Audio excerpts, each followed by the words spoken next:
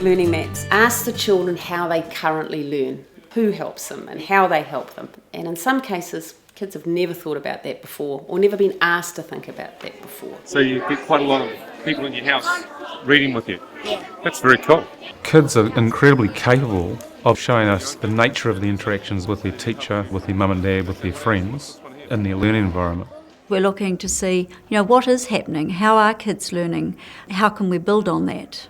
And then when they've identified those interactions, they need to think about how would I want to change that picture so my learning is progressed quicker, and sometimes learning would be more enjoyable for me and I'd be more active in my learning. We want to shift kids and families from passive receivers of what educators have designed for them to active participants in their learning environments. We're asking the students to talk about their own practice and their own learning and their own style and what they do. And this is what's captured in the map. Quite different than asking a student how they like to be taught. It's actually asking them how they learn. Okay. You can have a conversation with a parent and a child and a teacher with a learning map, and there is no jargon because the child is talking about their learning in their language, and so everyone understands what's going on. This is me. This is you. This is the school, Rata Street. So how come these ones have like two-sided arrows and some only have like one?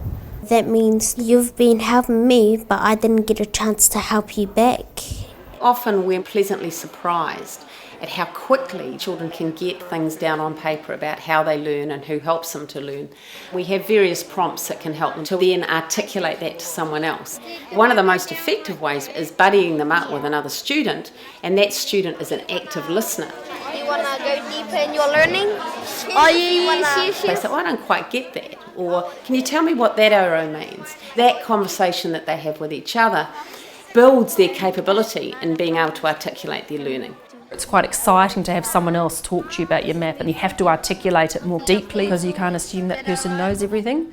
And then conversely, it's nice to talk back in class with your teacher or your friend because they do know things. So I think the contrast is interesting and it's energising and it enhances being able to talk and think about your learning. And this is my current teacher. She helps me, I help her. The process itself manufactures a situation where parents come into the school environment and work with their children on their learning goals from their learning maps.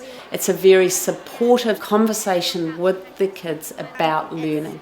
In a safe environment where they are contributing and listening and developing a real learning partnership. The teachers are there as well, and when timely, the teacher might join that three-way conversation, and they both have an opportunity of entering into the system how they're going to support their children.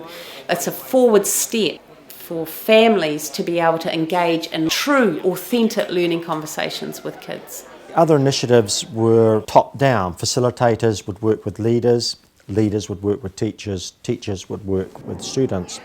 This initiative prompts all the people within the school environment to design the work and their part in it at the front end. The first time we did learning maps, we picked out priority learners of certain areas and they drew their maps. Then we worked with the teachers and then we brought the kids' maps and the teachers' maps together, and the first thing you'd notice is that what the teachers thought was happening in class wasn't happening for the learners in that way. And so that was quite eye-opening for the teachers. Straight away they could see that they needed to do something differently. When we came back to do the second maps, there was significant changes to the arrows going back to the teacher because the student now had quite a lot more say in what learning was happening. We're trying to pull out their capabilities, their strengths, and figure out where they're at and what their next learning steps are. You want to get better at maths, and you're good at maths, so you're going to be able to help them. If you look at the map in relation to what it is you're trying to change, that makes it a lot easier. The kids see that at the moment there's no arrows going from me. I'm not using technology, I'm not talking with the teacher, I'm not talking with my peers. Everything's coming into me. We then look at the learning map and think, what can you do differently? And that's where you get, I want to ask questions when I don't understand, or I want to use a range of resources to help me with this. If you've had generational failure in your family around schooling, to be given the opportunity to say what you think about your learning and be heard is a massive difference. That confidence, not just in yourself but with your peer group, grows confidence to explore and push your boundaries out even more and create some momentum that these kids haven't had. When we first did the learning maps, one of the things that we found was that the kids were learning from each other, and we thought that was really exciting until we talked about that. And the kids would say, oh yeah, if I don't get it, I ask him the answer, or I get him to do it for me if I can't do it. So it wasn't really deep learning, it was really just getting the task finished. And so the teachers were very explicit with the kids about saying, how do we learn from each other? What do we do? And when we did the maps the second time round, that was one of the comments that came through from quite a few of the kids is, I did have an arrow there first, learning from each other, but really we weren't learning, we were only telling each other the answers. Whereas now, they give me some strategies that might be able to help me. One of the strengths of the learning map is its flexibility to be embedded into school processes. It can't be right or wrong because it's just how things stand at the moment.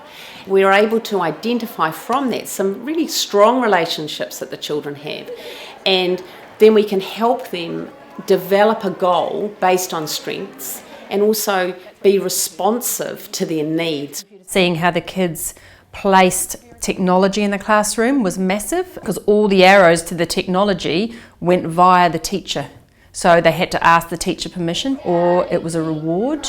The opportunities were very limited. Teachers seeing that straight away realised they had to change their thinking, which had a massive impact. We then put a whole lot of technology in classes to support learning. Once the children have drawn their learning map, we want to capture that in a digital form so it remains a living document, so the children can refer to it, the teachers can refer to it, and the families can refer to it. Parents can have a look at home if they didn't get to the meeting. They can re-look at it at school, they can share it with people at school. They're going to be able to compare things as time goes on much easier. It explains who teaches me stuff. The families and the teachers can look at the learning goal that they've set, and then they can figure out what are they going to do themselves to support their child or their student to learn. Parents had a lot of ideas about how we could make our school accessible and useful for them to support their children in their learning. Traditionally, the definition of parents being engaged in a school would be that they were present, they might have a good turnout to the school concert. Schools would run maths evenings and reading evenings and writing evenings, sometimes with very little response, especially from those parents that you really wanted to get here. The learning maps gives you an opportunity for it to be truly about learning. Because if the child can talk to their parent about that learning map and the parent understands that conversation, they can talk about that with the teacher at the school as well. Many parents see the school as the place where the students learn, and so valuing their role in it is really important. Listening to what their kids are saying about their learning, for some of them is quite enlightening. They hadn't realised some of those things that are happening, and so that's pretty exciting as well.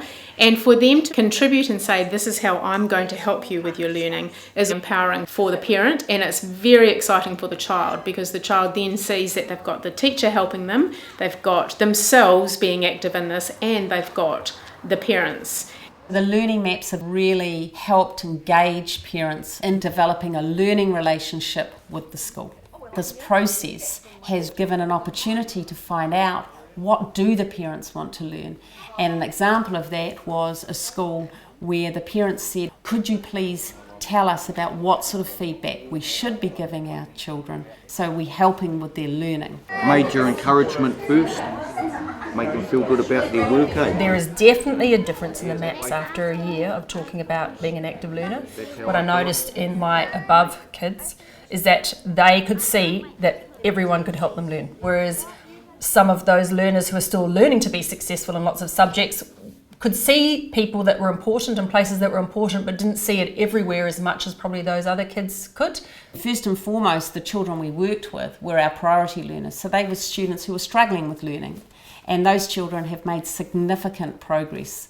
We have national standards data that sits alongside the changes in the learning maps, and there's about a 24% shift for these students. As we move on with the project, and now it's not just limited to priority learners, we've noticed that all children are making significant progress in their learning. In the beginning of the year, when I get stuck, I just let it go and start talking, but now when I get stuck, I find a way to solve the problem. Connecting learners who are struggling in their learning is really important because they're probably not connecting at the same level as kids who are highly successful in learning. So manufacturing connections so that they are learning laterally off each other is really important. Leaders come to us and ask us, can we work in depth in their schools and support with the learning maps in the classroom with the students. Others want us to work with some key teachers across networks of schools, which is equally effective. And we can also, in that model, visit the schools and give feedback. We've had networks across a curriculum area like literacy. We've had networks around mathematics, but we've also had networks of people who've been working on future-focused learning. We've had networks who've got together because they have a concern about a particular group of students. So lots of different ways within networks and with families and with students. The maps are like looking into a child's head. We can see what's happening for those learners and what you need to be talking to learners about.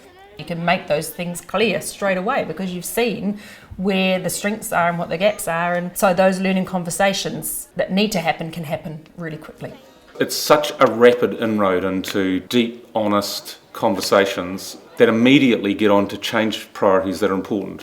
We're now talking about hours, days and weeks of creating changes that used to take years. It's a massive shift.